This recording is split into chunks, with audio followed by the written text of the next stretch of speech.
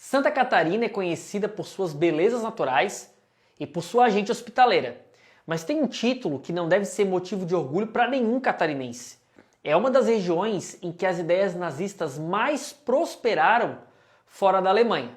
Logo após a Primeira Guerra Mundial, observa-se a crise das democracias liberais e a ascensão dos regimes totalitários, como o fascismo na Itália e o nazismo na Alemanha. Esses regimes exerceram uma influência na esfera política brasileira e, em especial, em Santa Catarina, com a criação de núcleos e partidos nazifascistas, influenciaram a criação da Ação Integralista Brasileira, a AIB, em 1932, e também tiveram uma influência muito forte no governo Vargas. No Brasil, a atividade do Partido Nazista foi intensa. Quase todos os estados da federação tiveram representação ou núcleo de nazistas nesse período. Em números absolutos, Santa Catarina teve a segunda maior população filiada ao Partido Nazista, oficialmente contando com 528 membros, perdendo apenas para São Paulo, que tinha 728 representantes desse partido. Mas o número de imigrantes alemães na década de 30 em São Paulo era 3 vezes maior que o número aqui de Santa Catarina. A primeira célula do Partido Nazista fora da Alemanha também foi em Santa Catarina. Foi criada em Timbó em 1928 e depois acabou se alastrando para outras cidades do estado. Antes da criação oficial em Timbó, já aconteciam algumas reuniões vinculadas às ideias nazistas em Blumenau, cidade que até hoje preserva características da imigração alemã. Foi nessa cidade, inclusive, que em 1932 se organizou um encontro de professores alemães e teuto-brasileiros, com pessoas trajando os uniformes oficiais do nazismo. Com a ascensão de Hitler ao poder, várias escolas passaram a receber materiais do partido, e os professores eram provavelmente os responsáveis pela divulgação dessas ideologias. O governo brasileiro agiu com uma certa tolerância a essas atividades, tanto pela aproximação econômica que o Brasil tinha com a Alemanha nesse período, como também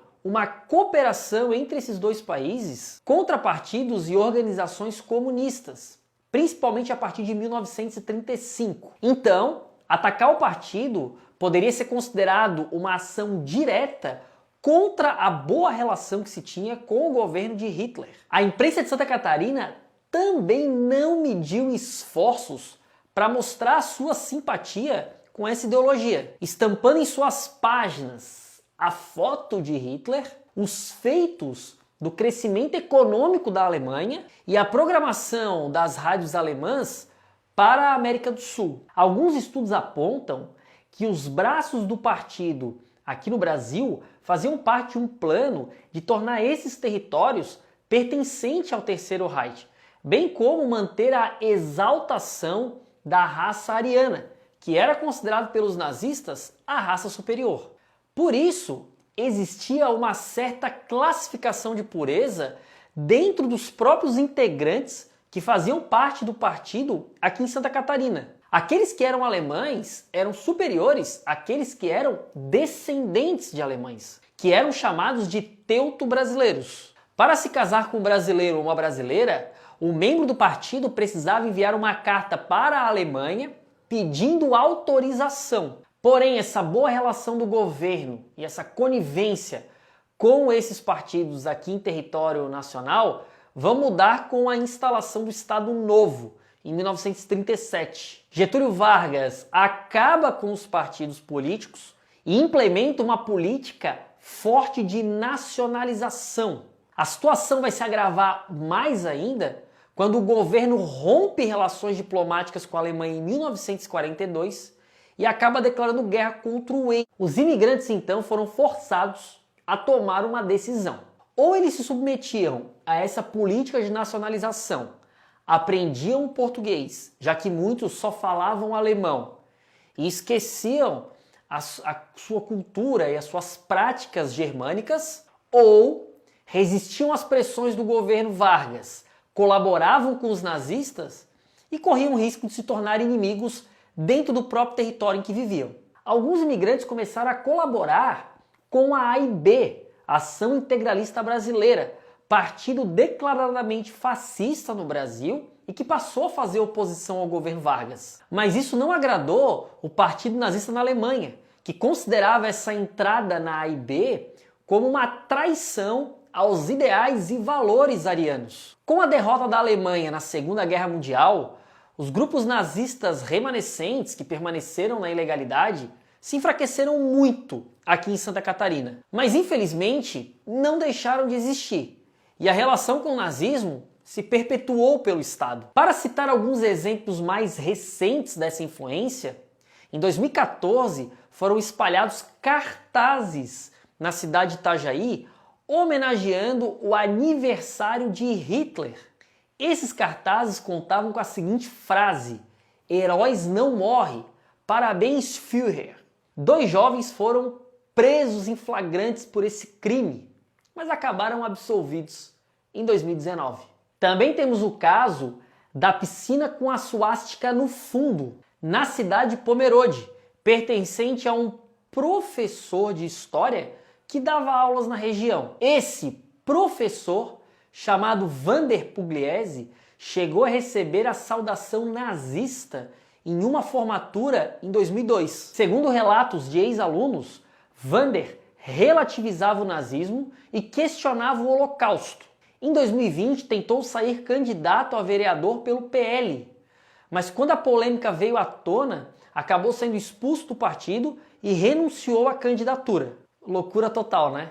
Um simpatizante do nazismo filiado ao Partido Liberal.